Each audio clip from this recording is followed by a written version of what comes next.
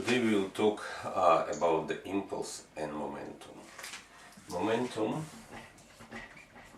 definition is mass times velocity. The significance of this physics quantity is that the momentum is conserved through any interactions, always. As velocity is a vector quantity, it has magnitude and direction, so momentum will have direction as well. It's a vector quantity as well. Momentum is one of the units. There is no special unit for the momentum. It can be measured as kilograms meters per second. There is another one that we will see a little bit later on, another way for the express units for the momentum. Let's consider the next situation. We throw the ball of the mass m with a velocity v and it sticks to the wall. We throw the ball with the same ball with the velocity v, but now it's a rebound with the same velocity, with the same speed, but into the opposite direction. Let's find what will be the change in the momentum. Change in the momentum is any change, it's always final quantity minus initial quantity. And because momentum is vector quantity, we need to choose which direction will take as positive. So let's take this direction to the right as positive. So we will have the initial momentum is negative mv, final is 0 in this case because velocity is 0.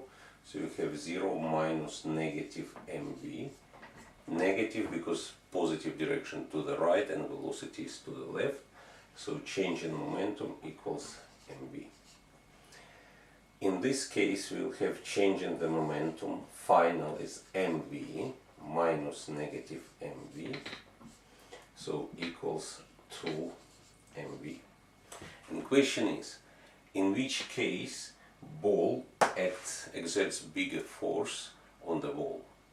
To answer this question, let's write second Newton's law using momentum. Second Newton's law, force equals mass times acceleration. Acceleration is change in the velocity over time. So we have force equal mass times change in the velocity over the time. Rearranging, we get Ft, force times time, equals mass times velocity. If mass don't change, so that will be changing the momentum, and we get second Newton's law expressed through the momentum, that force times time equals change in the momentum. This quantity force times time has a special name. It calls impulse. So second Newton's law, that impulse equals change in the momentum. So if you know change in the momentum and we know time of the interaction, we can always find force. Looking here, if we assume that the time of the interaction is the same, we will see as change in the momentum twice bigger here. The force, in the case when ball rebound from the wall, force is twice bigger than compared to the case when it sticks to the wall. From here also we can see another unit for the measurement of the momentum, because that's momentum, Newton times second. And let's have a look how we can apply conservation of the momentum to the solving collision problems. So let's consider the next case.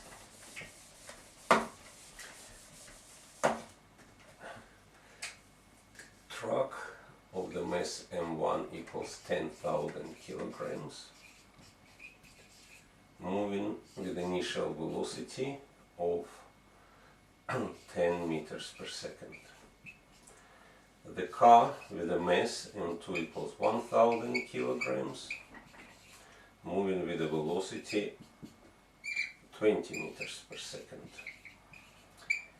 And the car hit truck from behind. They're moving in the same direction.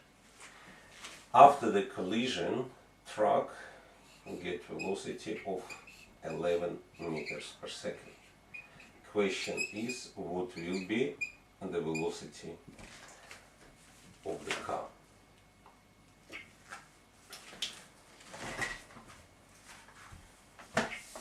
All problems with the collisions, solving all problems with the collisions should follow the certain steps. First, let's choose direction of the axis, what we take as positive. So we'll take their initial direction of the motion as positive direction. And write down the total initial momentum. Total initial momentum will be m1u1 plus m2u2 equals 10,000 times 10 equals 100,000 plus momentum of the car is 20 times 1000 plus 20,000 equal 120,000 newtons seconds. Let's find final momentum. Final momentum will be, truck has velocity of 11 meters per second now, so we have 10,000 times 11, it's 110,000 plus mass of the car 1000 and velocity is unknown. And as momentum conserved always, we have the final momentum equals initial. So we will get that 120,000 initial momentum equals final 110,000 plus 1000 times V2. Solving that, we easily get that V2 equals 10 meters per second. So velocity of the car will be 10 meters per second. So steps are: choose axis, write down initial momentum in resolution in those axes, final momentum, and equalize them. And then we will be able to find everything that we need. Often questions about the momentum asking, is collision elastic or inelastic? What does it mean, elastic or inelastic collision? Elastic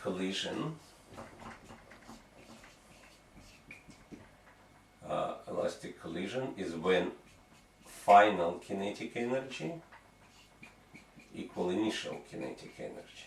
So kinetic energy conserved through the collision. If final kinetic energy is less than initial kinetic energy, collision is inelastic. Some kinetic energy lost into the heat and sound. If through a solution you will get that your final energy is greater than initial, that means you're doing something wrong. Check your calculations. So let's apply this concept to this collision. Let's find initial kinetic energy. Initial kinetic energy is kinetic energy of the truck, m1 u1 squared over 2 plus initial kinetic energy of the car, m2 u2 squared over 2. So we have 10,000 times 10 squared over 2 plus 1000 times 20 squared over 2. That's equal 5,000 times 100 is 500,000. That will be so we have 500,000 plus 500 and so plus 200,000 equal 700,000 joules. Let's find total kinetic energy after the collision. So final kinetic energy equal Kinetic energy of the truck will be 10,000 times 11 squared over 2 plus kinetic energy of the car is 1000 times 10 squared divided by 2. That will be equal, this will be 605,000 plus that will be equal 50,000. So we get the final kinetic energy is 655,000 joules. As we can see, initial kinetic energy is greater than final kinetic energy, so collision is inelastic. Another question that often asked, what impulse did, let's say, truck exerts on the car? And impulse that truck exerts on the car is exactly the same as the impulse that car exerts on the truck. And impulse Ft is a change of momentum. So let's find change in the momentum, let's say, of the car. It doesn't matter which one we will find because they are equal according to third Newton's law.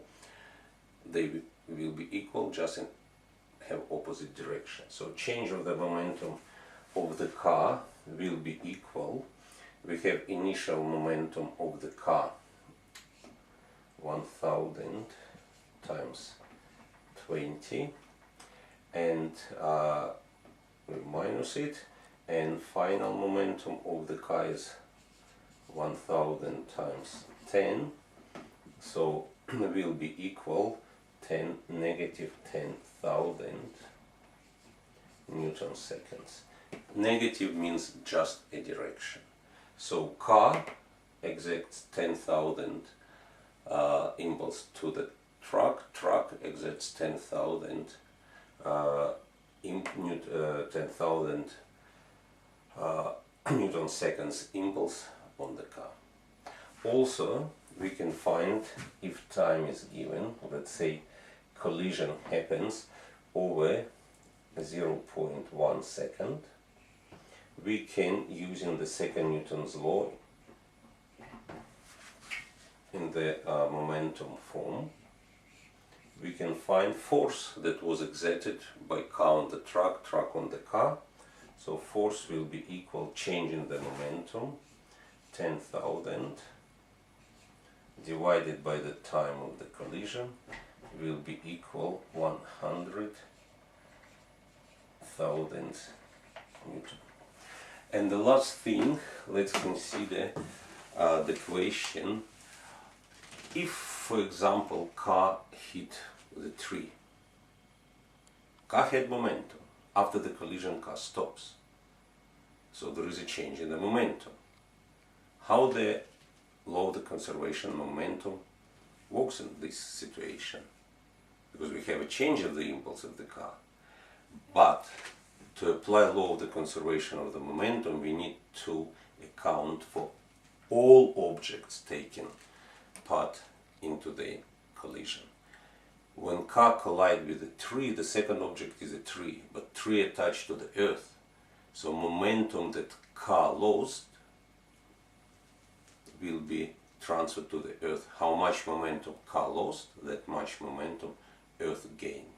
We don't see change in the velocity of the earth because mass is huge, so change of the velocity is negligible. That's all for today.